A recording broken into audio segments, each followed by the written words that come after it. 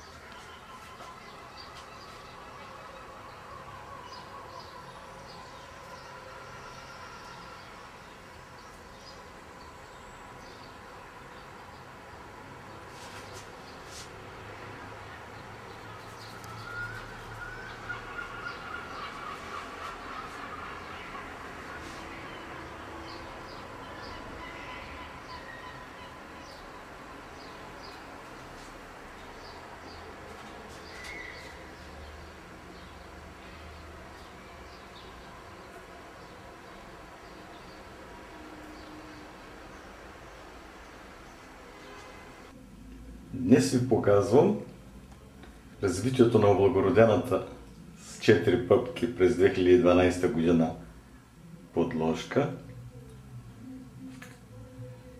след 2 месеца от развитието й и го сравнявам с развитието на резник, който беше заложен по същото време, когато облагородих подложката, да се вкорени и той.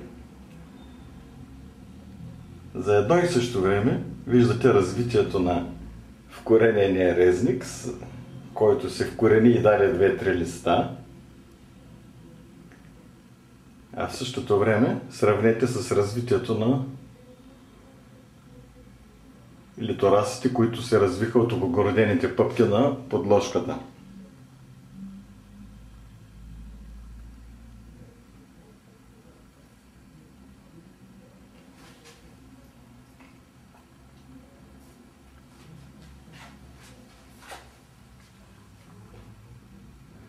Направете сами своите изводи.